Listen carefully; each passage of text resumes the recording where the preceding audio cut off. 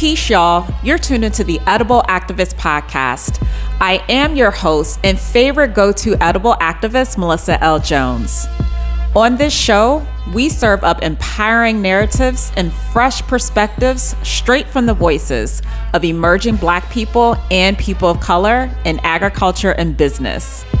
And in these candid conversations, we might sprinkle in a few choice words. They're the ones stewarding the land, healing communities, and championing food justice and economic empowerment across the country. Their contributions and stories sprouted from the earth truly embody the spirit of activism in their own unique, edible ways. So let's dig in and get started.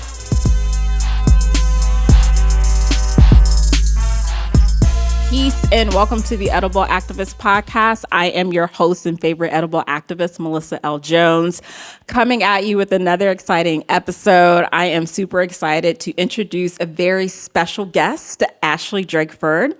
She is one of the driving forces behind Capital Market, a beloved community market in Capitol Heights, Maryland, with roots spanning 6 generations in Prince George's County.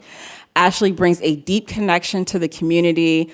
Also, I've had her sister on this show too, but we'll talk more about that. Join us as we explore Ashley's inspiring social justice work and the vibrant spirit of the Capital Market. So get ready for an enlightening conversation. Thank you, Ashley. You're welcome. Thank you for having me. I'm so excited. I'm excited too. Ashley came with all the energy. It is dark outside, okay? It's rainy, is a little gloomy, but she brought all the energy, and it's just like really feeding me right now. Good. I'm glad. Like, that's my secret sauce. Yes. That's my secret sauce in any space. That's my secret sauce, especially at the market too. And I'm sure we'll talk more about it, but we're a trio. You know, we started off as a trio. My sister Brittany, of course, and my cousin Kyle. Yeah. And so the energy that I bring is part of, we all have our operate in our different geniuses, but the energy that I bring that's my secret sauce. Absolutely. And shout out to Brittany Drakeford. I mean, I know you're a scholar because you related, y'all are sisters, but Brittany is a scholar. She is. And if she's listening, Brittany, you need to be working on your PhD. You need to be working on your dissertation. Yeah. Okay. PhD candidate. Exactly. You need to be working on that dissertation so we can officially put doctor in front of that Brittany, Dr. Drakeford. So I'll call her Dr. Drakeford anyway, please. Yeah. She's a scholar in my eyes. Shout out to Brittany. All right. Well, thank you again for joining me on this show. Definitely we're going to talk about all things Capital Market because I've been loving all the things that you all have been cultivating. I know that you all are a trio, so thank you for shouting that out. For sure. Not one person can do anything alone. Yeah. But I know that you are one of the driving forces behind the Capital Market, and so definitely want to dive into that. When I had your sister in here well over a year ago, one of the things that we definitely dived into was just how you all's roots in Prince George's County, okay? And y'all say Prince George's County. I don't say PG County, Prince George's County. I don't want nobody coming after me. Prince George's County, okay? And just being deeply rooted in Prince George's County and being able to, trace your lineage back 6 generations or probably even further. And then, having this market and just really want to talk a bit more or tap into just sharing like how your roots influence the work that you do currently and the work that you have been doing, because I know you've been doing this work, but just want to talk about how that's been an influence on the market and other things that you've worked on in this space. So I would say that as you mentioned, as I talked about, I do the market with my sister and my cousin. And so first of all, it feels like family, not only does it feel like family, it is family, right? And so we really create that space. I think that's one of like the differences. So we create that space. And so just having that connectedness to our ancestors it gives us, I don't want, not a purpose, because we already have a purpose, but it's like the battery pack. Like when you feel like, like it's that. not working, or this is taking too long, or you might get discouraged or whatever it is. It's like, no, I was built for this. I was designed for this. And it's almost like the best way I can describe it. So I love to tell stories. Like, Go stories are for like it. my I thing. love to hear a good story. So we work with one of our partners, her name is Artur, and she works with the Black History Program in Prince George's County, right? And so she was talking to me one day about how she pulled up all of these old photographs where they used to have like a Miss Palmer Park or a Miss District Heights, or like all of these communities, right? And these are, well, maybe not District Heights at the time, but like these pictures from like the 60s and 70s where they had these pageants, and when the neighborhoods would have parades. And, it got me to thinking, like, what would be the thought or connection, or how powerful would it be if people could see the pride that was once their neighborhood, right? And how people love that. And so that's the kind of connection I feel like with the capital market. Like, it's like, oh, like I know that my, third great grandfather helped to found the church that's across the street from where we do the market. I can literally, when we were doing the market at Marion, Maine and Capitol Heights, I could look over and see a church where some of my ancestors were buried, right? And I don't mean like ancestors like my grandfather, my great-grandfather. I mean my third great-grandfather, right? And so it's a sense of pride, and it's a sense of like, okay, I know that I'm doing something that I'm supposed to be doing, right? So that's the best way I could describe it. No, I like that. And I like that you said battery pack too, because the one thing that I always think about is, not that I'm trying to turn this on me, but like when I was younger, and even I'm 41 and very blessed. Yes.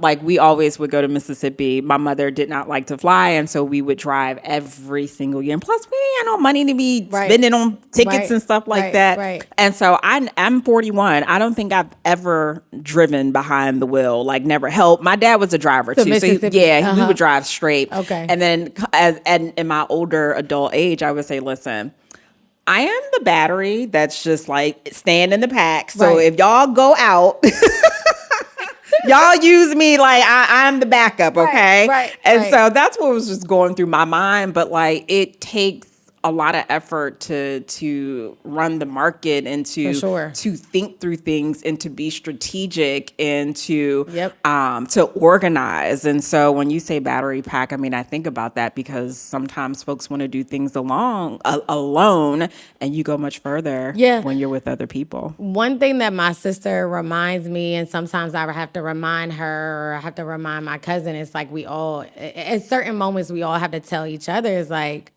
no, we were designed and destined for this, right? And so we might make a mistake here or there, whatever the case is, or like there may be another market that's more popping than ours, or whatever the case is. But like we are literally standing on the shoulders of our ancestors, right? And so this is where we're going to be. And as long as we continue to honor them and the work that we do, we'll continue to succeed and prosper, right? Amen. Yeah. Amen. I'll start calling her Pastor Drakeford. Okay. Oh my Every goodness. time I think of Capitol Heights, I think of the Go-Go song. Which one? Capitol Heights, Capitol Heights. Oh, right. Exactly. I think that's because they say Lincoln Heights in it too. Okay, I think you're right. They say Capitol Heights. Yes, they do. They say it in it too. Okay. And you know what? That's a whole nother conversation too, because we like go-go and culture is like rooted, in this area, Prince George's County, not just Chocolate City, the district, but definitely in Prince George's County too. So I've been to a many go-go's at the firehouse that. Listen, I don't know if you remember this, but I have bumped into Ashley and Brittany at a go-go. Okay, this was pre-pandemic when Backyard was playing. That's our thing. Our cousins still don't understand. They're like, "You're about to be Brittany. You're about to be a doctor. Why are you still going to go-go's?" It's part of our roots. Absolutely. That's who we are, right? Yes, I love that. I think you might have, leaned into this a bit already, but just want to expound a bit more. You talked about the proximity of your market, and like this, y'all were designed to do this. Like this was nothing by accident. Like this is purpose filled. Like this is your ancestors tapping y'all, supporting y'all, saying no, like y'all need to do this. We're here to support you. In what ways does the historical connection that you have drive the ethos and purpose behind your market specifically? So I think it's like, I guess, a dream deferred, right? And so our third great grandfather owned a farm near where FedEx Field is, right? Yep. Yes. We own lots of family land in that area. Much of it was sold or taken through eminent domain, right? And so, in terms of like the ethos, now it's like we're reclaiming it, right? Yeah, so we're reclaiming it, and we are like, and I guess like even more so like behind our history, like this history of like service and community is something that was passed down from my mom and my grandmother. So like Brittany and I would go to volunteer at the women's shelter, we found clippings of my grandma after she passed away, like news articles where she was volunteering with children, right? So it's just like a part of like, it's literally in our DNA, right?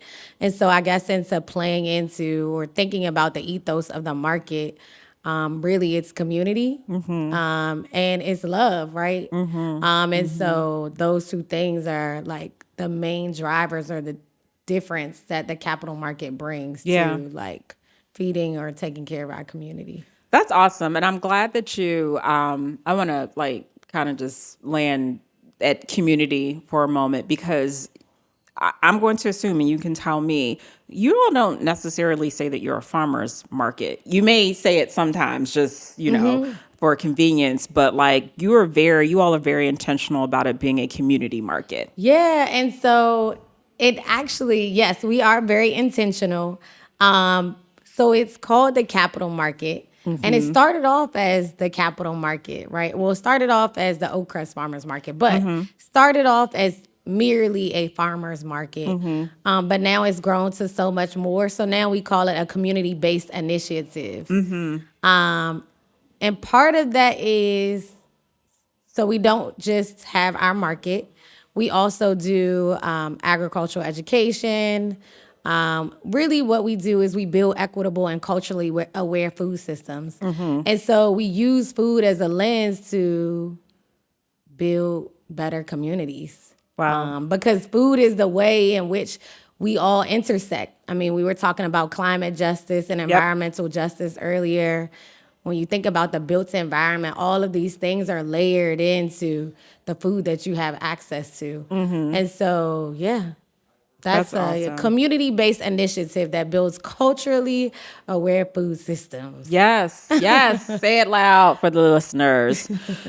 Do you feel like, and not comparing your market to a food bank at all, but there's lots of conversations, around the food bank model, and that it's just, and I'm going to be on a panel soon talking about this, and actually had another conversation around like food banks and, feeding people and ending hunger. Do you feel like these markets could be or are a better solution versus our food banks, and knowing how our food bank models are set up?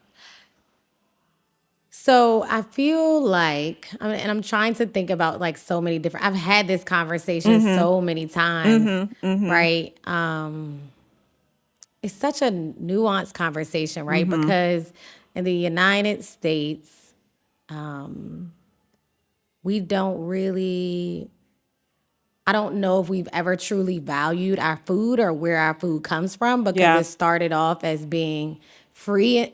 It started off as being harvested or grown with the free labor of enslaved Africans. Yeah. And now we have transitioned into, still subsidizing our food in so many different ways by our government, so we can't truly value it. And so while I understand that food banks are a necessity for some people, even still, the food, sometimes it's not truly valued either, right? Or sometimes it's not even reaching the folks that it needs to get to, right? Right. And in terms of like supporting small farmers, right? Or supporting our local farmers, what we do at the Capital Market is we try to eliminate waste, right? So we have what's called a buyback program. Okay. And so, so we have a buyback program. We also offer SNAP. With the SNAP that we use at the market, we have something called Maryland Market Money.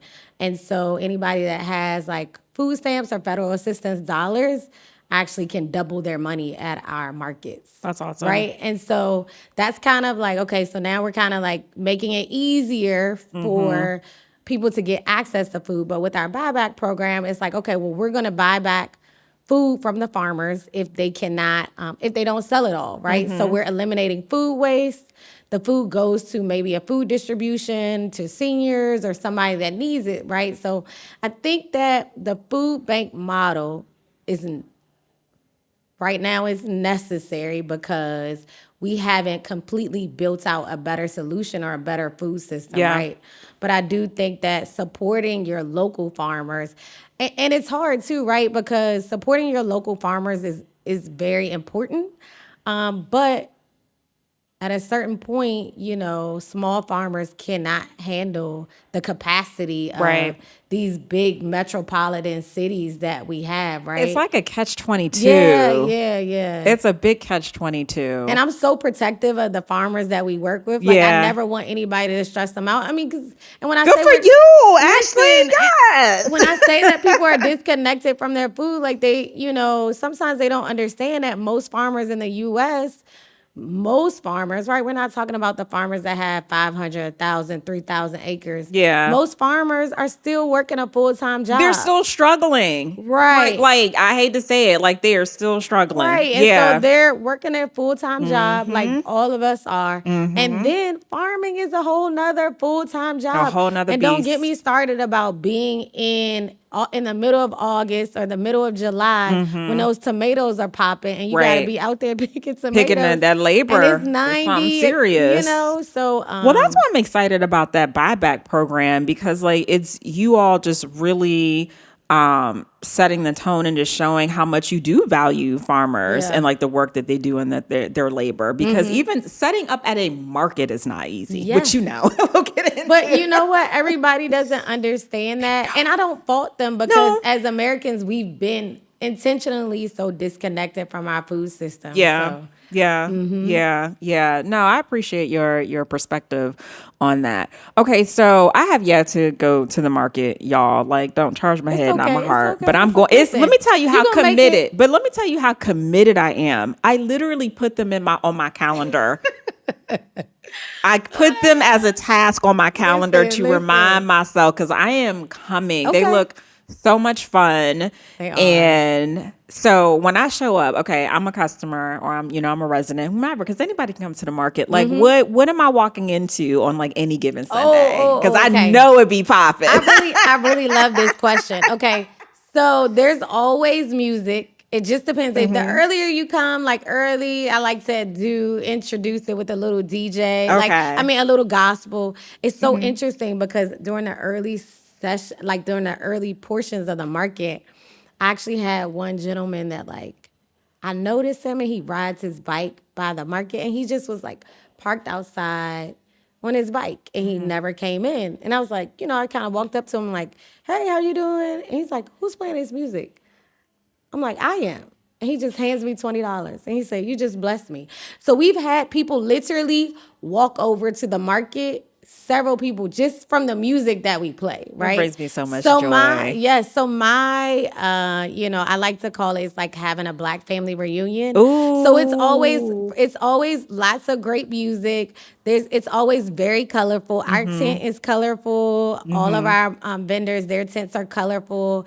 The area that we do the market in has artwork in the parking spaces. Kyle is always responsible for the sidewalk chalk. He always creates something really cool. I love it. One of the markets we came up with this new version of hopscotch.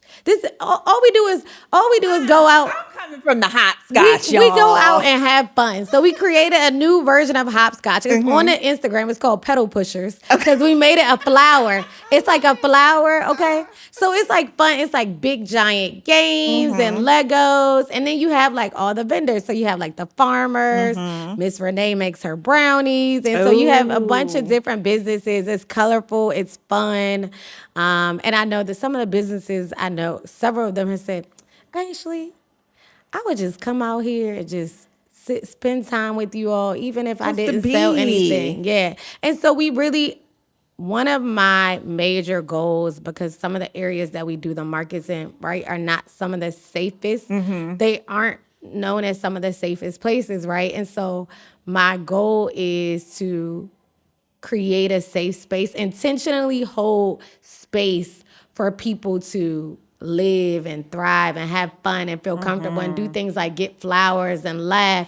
And just for, even if it's for those 4 hours that we do market, we're going to hold space for that.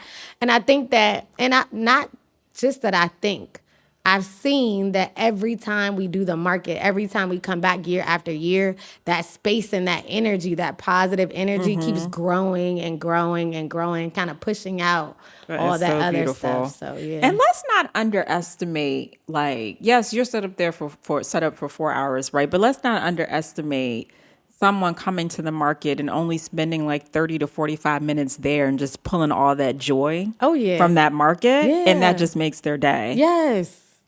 That is huge. That is such a blessing. It is. That is amazing. All right, I'm coming for the hopscotch. Okay. Who's coming? Pedal pushers. Listen, all right. It's fun. All we do. Take me back to my youth. I tell people I grew up playing hopscotch, climbing trees, running through. Get me back to all of that. Exactly. Let's play outside and get some outside air in our lungs and all the good stuff. I love that. I love that so much. So what is your day-to-day and more mainly your day of setup look like for Ashley? Ooh. It's a lot. When it's market season, I don't have to go to the gym, okay? No, because girl. Listen, yes, I'm putting up tents. Listen. Putting up a tent alone. Yes. God bless you. Yes. I'm putting up tents. I'm helping people carry produce. I am all over the place. I'm checking in with businesses. And, for some reason, I don't know what type of energy that I give off, but people always know it's me that they need to speak to, right? And so I'm telling people about the market, right? I want everybody to know about all the benefits because, I used to manage a store, and that was one of the things. I want everybody, as soon as they enter our space, to be connected to us. And I want them to know that we're not just a farmer's market. And so it's really important for me, all throughout the day, just kind of connecting with people, letting them know, hey, you can sign up with us, to volunteer. These are these farmers, and this is where they come from, and promoting promoting the businesses that are there because, it's important for us to see them thrive as well. So. Absolutely. And I'm sure many or some are residents of Prince George's County, so. Oh, yeah. That's awesome. That's awesome. Well, I don't envy you putting up those tents, okay? Because I have pinched myself many a times and have clipped my little fingers. Gosh, that's the worst. That is the worst. That is the worst. Also, I have to be the enforcer too, being the market manager. Of course. Oh my goodness. It's so many things. All the hats. I know it's so many things that people don't everybody's people come up to me like, I want to start a farmer's market. I'm like, good. And I'm like, okay, you need insurance, you need this, you need this, you need a business license. If you want to sell food, this is what you have to do. You need to have a cottage food license if it's this. Absolutely. And sometimes people don't, I think that culturally, right, which is like a good thing, right? Culturally, we're just so used to like setting up and selling our stuff, right? And that's it. Right, but if we want to do it legally, there's some rules and there's a lot of preparation that comes in that you have to follow. Absolutely. Okay, so staying there for a bit, I want to talk about like building. So what you and your sister and your cousin have built, do you feel like that you at this point that you've built a sustainable model that could be replicated in other parts of the county or elsewhere? Do you still feel like there's something? I mean, there's always going to be room for improvement, some kinks to work out. But like, how do you feel right now? Do you feel like it's something that you have created a blueprint and you can say, hey, Absolutely. Because all those things that you name goes into the blueprint, goes into the Bible. Okay. Yeah, absolutely. So I definitely think that this is something that can be replicated. Okay. And we have in a sense. So last year we started what was called the Turn Up Tour, Turn Up TURNIP. Okay. Turn up. And so we don't just do the stationary market, we pop up in different areas, right? And so we take our capital market experience, and so we popped up in different neighborhoods throughout Prince George's County last year. And so it's something that we hope to do more often this year as well, because we know it's not limited to the Capitol Heights area. So, well, we know that gentrification is realer than real, for sure, and there's an influx of unfortunately families who grew up in the district being forced out of the district, and I'm sure you're seeing more residents and more people come into Prince George's County. Absolutely. Is that have you seen, well, let me take a step back. Has that been on any part of your agenda, just as something to think about and just providing more access to just the growing Prince George's County, due to the changing of the city and folks being forced out and, a housing crisis and, just there's just more of a need, like people still needing food and community. It's all connected, but just, So even if it's just been a conversation amongst you all. Absolutely. So a couple things on that. So even with the market being, let's say we've been at one location we're going on our 4th year that we've been doing at one particular location, right? Because we moved around a couple times. Even with that, there's still so many people that come up to us and like, oh, I didn't even know there was a market there, right? And so that conversation has absolutely been had because there's so many people that can benefit. Like, oh, I can use my SNAP dollars. Oh, you double them. So yes, we're continuously having that conversation and we want to continue to like broadcast it. So it's like we're always having that conversation. I'll say the other side of that. So in January, we just launched our first cohort of civic leadership training. Oh, okay. Awesome. Yeah, thank you. So it's something that we're partnering with another organization called G-Chick and List DC. But so with that, talking about gentrification and development specifically, Brittany is an urban planner. But so the Blue Line Corridor in Prince George's County, are you familiar with that? I'm not. Okay, so the Blue Line Corridor, just think about, it goes from like DC, Eastern Avenue, where Central Avenue is. I know where So Central it goes Avenue from is. Capitol Heights, Central Avenue, 214, all the way into like Six Flags, right? Right. So that's the Blue Line Corridor because the Metro is like I never knew. Capitol Heights, Addison Road, Morgan Blue Boulevard, Line Metro. Largo. Yeah. Got it. Okay. So we call it the Blue Line Corridor. Okay. So, but that's one of the last areas in Prince George's County around a metro station that hasn't really had much development or much money or focus put on the redevelopment of that area. And that's somewhere that the county is putting emphasis on right now, and the state of Maryland is putting emphasis. So I want to say in 2023, there was like $300 million that has been noted to be invested into that corridor, right? Wow. But we want to make sure, and I'm saying this because with the Blue Line Civic Leadership Institute, we want to make sure that there's equitable development in Capitol Heights and Seat Pleasant and Fairmont Heights, because we know places like Largo, okay, they're going to get the money. Right, exactly. You know, like they're going to get it. It's where the new hospital is, all the things. Right. We want to make sure there's equitable development, to your point, in these areas, and that the equitable, so remember I said we build equitable and culturally aware food systems. Yes, you did. That it includes the people that have been there all of their lives, that have been there, families like mine that, for generations. Exactly, that this development is something that includes the people that already have legacies and histories or whatever. Yeah. Their stories there. Yeah. So I'm so glad you said that, because there haven't, so Fairmont Heights and the Seat Pleasants have not been built. It's just, they've been the same. The area has been the same. Listen, no.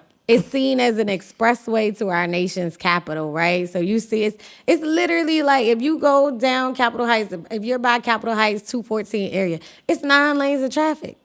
Yes, it is. 9 lanes of traffic. It is. That's like a highway. Yes, it is. Right, and so that's a busy loop. Exactly. Mm-hmm. So, it's important when I you like think that. about it. Mm-hmm. Thank you so much. So you all received an award recently for the Capital Market. We did. Let's talk more. Congrats. Cues the confetti. Let's talk more about that. Congratulations to you all. Thank you. So we just received an award from the American Heart Association of Maryland. And so we participated. We were one of the finalists in the Maryland Farmers or Farm Business Accelerator Program. So it was a 7-week program, and I represented the Capital Market. And so at the end of the program, it was a pitch competition for the 5 finalists. And the Capital Market came in 3rd place. Awesome. And so we won $10,000. Yay! Super excited about that. And we also, Doug, I think Doug has been on the show, Doug Adams of New Brooklyn. So he was one of the finalists as well. Awesome. So shout out to the, Prince George's County representative. Yes, absolutely. Mount Rainier in the building. There you go. Yeah. Congratulations. Yeah, but thank you. It was a lot of great great connections for sure. People doing things with hydroponics and things like that. So it was pretty cool. And let's speak more money on top of that in your future. Please Come on now. We need to pour more money yes. into our agrarians and what y'all are doing. For sure. pour more money. If you are a funder, if you got some money, you don't know what to do with it. Come see the Capital Market. Seriously. So what else for the market? As we wrap up, what are other bigger visions that you all have for the market? So one of my big visions is particularly, but it's a shared one as well, is to create a food incubator space, a shared food incubator space, nice. A small commercial kitchen that can house some of the businesses that work with the Capital Market. I think that there's a small niche, right, when you think about micro businesses versus people that are ready to go in stores and things like that. And so they might not be able to afford or even need to afford, right, a commercial kitchen that is $500 to $1,500 a month. They're not selling that many brownies. Right. But they still need a space where they can safely kind of ramp up their business. Yeah, they need to, to scale. Absolutely. A place for production. That's awesome. So that's one of the big visions that we have. I would say not necessarily a big vision, but right now, one of the things that we're doing is beekeeping. So that's one of the things that we just started. Yay for the bees. I know. Who's doing the beekeeping? Me and Brittany. because we don't have nothing else to do. Because we don't have nothing else to do. Because Brittany don't have a dissertation, okay, and you don't have a market to run. We don't have nothing else to do. I blame my parents. For telling us that we could do and be anything. You could be anything. And so that's what we doing. We being all the things, not just anything. We're being all the things, all at once, all at the same time. You cannot tell us that we cannot do nothing. I crochet. Listen, I do it all. my gosh. Please, can y'all send me a video? I need to Right. invite me. I'll wear a beat suit. I'll just be about 20 feet away. Yes. So Wait, please where y'all keeping these bees at the church. So that's one of the cool things. So our church which is one of our partners for the market, is on 17 acres of land in Capitol Heights. It's an oasis. Wow. It's on 17 acres of land. It backs into the Cabin John Creek. I forget what the name of it. One of the major, it backs into that. It's literally on our property. Wow. So you talked about my goals. One of my goals is to create a hiking trail on our church's land, because it's like one of those things I talked about, how there's 9 lanes of traffic on Central Avenue. Our church is a mile from Addison Road Station, right? And so, like, what would it be like for people to have this, like, peaceful connection that they can walk to through their neighborhood, right? 17, Black churches and land. Right. They got lots of land. 17 acres. We do foraging. You have Ruth on here. We do foraging workshops at the church. We have wineberries. We have pawpaws. Okay. I'm there, y'all. It's great. I'm there. When does the market get back? We have some legacy trees at our church. What? Yeah, it's really cool. It's really cool. Y'all hear that? Come to the market. Right. Please do. When does the season start back up? The season starts at the beginning of June. Okay. And then it'll run through to the end of October. Okay. So we start normally a week or two before Juneteenth. Okay. And then the last market is around Halloween. Okay. But we'll be doing like our turn-up tour and our pop-ups throughout the season as well. This sounds so much fun. Y'all, this just sounds It's like going to a amusement park, but better. Yes. Okay? It's good. And then you got help. I gotta see these bees, okay? Please come see them. I want to see you and Brittany in action. Oh my gosh. And my dog, I had my dog out there. She got stung. I told her to stay away. No. It was I mean, I didn't feel that bad for her. It was cute. She was rolling around. But she was okay. Oh, I'm glad that she was okay. This has been such a joy. Absolutely. Ashley. It's great talking to you. I can't wait to come to the market again, y'all. It's been in my calendar. I'm committed. It has been on my calendar. I'm gonna hold you to it and be like, hey, please Melissa? Do. No, I want to come. It sounds like so much joy, and we need more spaces of joy. Absolutely. We really do. So I just thank you all, your sister, your cousin Kyle, for, creating just such a dynamic space that brings joy to community, because it is the wild, wild west out here. Listen, it but can be. It definitely can be. But we are, putting the spotlight on, edible activists such as yourself, who are creating pockets of joy. So I just really appreciate you and your work. And so I have to ask you one final question. Okay.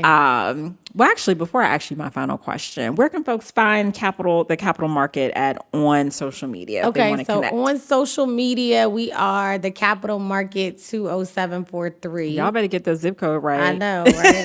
let me make sure I'm getting it right. Yes, the Capital with an A. The Capital Market 20743, and on Twitter we are TCM 20743. Okay, come on with the zip code. Capital Heights. That's us.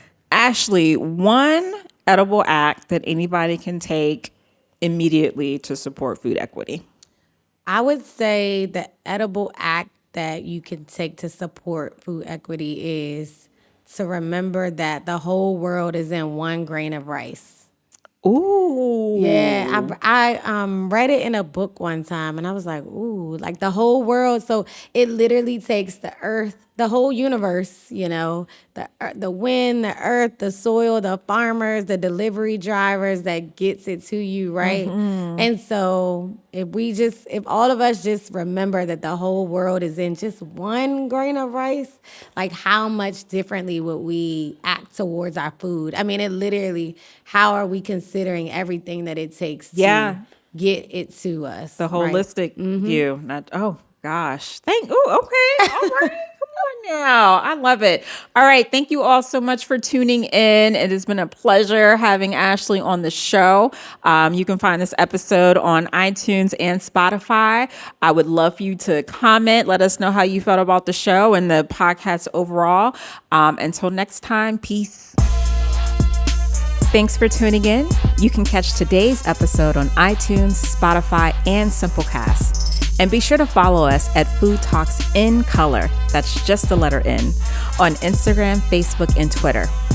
And did you know we are on Patreon? This is a way for you to take action and support our mission of amplifying BIPOC voices on the Edible Activist podcast. Visit patreon.com/Food Talks in Color to learn more. Peace and blessings. And remember, in the great words of Baba Tariq Adunu, there is no culture without agriculture.